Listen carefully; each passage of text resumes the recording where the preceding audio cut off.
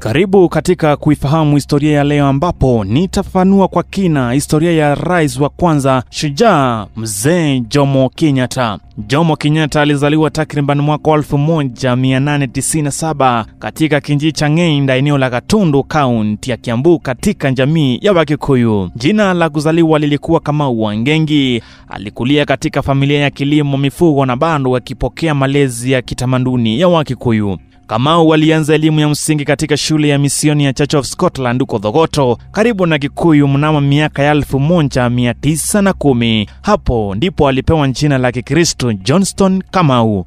Baadaye alijiunga na kazi za kufundisha na pia kufanya kazi ya uelekezi kwa wamishonari. Mnamo mwaka 1926 alisafiri kwenda Uingereza kusoma, ambapo alisomea katika taasisi mbalimbali zikiwemo London School of Economics, ambako walisomea anthropolojia. Pia alihudhuria madarasa katika University College huko mjini London. Wakati akiwa Uingereza alijihusisha sana na harakati za kupigania uhuru wa Afrika, hasa kupitia chama cha Pan African Congress. Akiwa Kenya, kabla ya kuondoka Kenyatta, alikuwa katibu wa Kikuyu Central Association KCA, chama kilichotetea haki za ardhi sana wa Kikuyu dhidi ya ukoloni. Baada ya kurudi Kenya mwaka 1946, alichukua uongozi wa chama cha Kenya African Union KAU, kwani alihubiri umoja wa Afrika na kupinga ubaguzi wa kikoloni. Mnamo mwaka 1952, wakati wa uasi wa Mau Mau, Kenyatta alikamatwa na wakoloni wa Uingereza akishtakiwa kwa kuhusika na Mau Mau, ingawa alikanusha mashtaka hayo. Alifungwa miaka 7 kisha akawekwa kizuizini hadi mwaka 1961.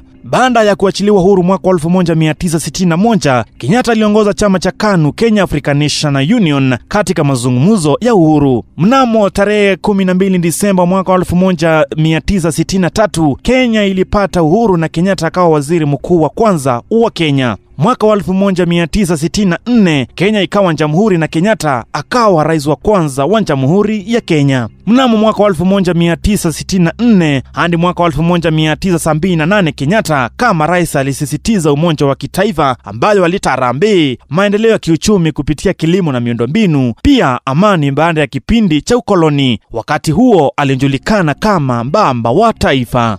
Mzee Jomo Kenyatta alifariki dunia mnamo tarehe 22 Agosti mwaka 1978 akiwa mjini Mombasa. Mwili wake ulizikwa katika bustani ya Jomo Kenyatta karibu na bunge la Kenya jijini Nairobi. Na baada ya kifo chake, Daniel Arap Moi alichukua uongozi kama rais wa pili wa Kenya. Naam, mimi nitazidi kumkumbuka rais wa kwanza Mzee Jomo Kenyatta kama mwanasiasa na kiongozi shupavu aliyechangia uhuru wa Kenya, pili msingi wa taifa jipya la Kenya. Je, wewe utamkumbuka huyu shujaa shupavu rais wa kwanza Mzee Jomo Kenyatta na nini? Mimi naitwa Charles Ovakama Kitavi, mwandalizi wa historia hii.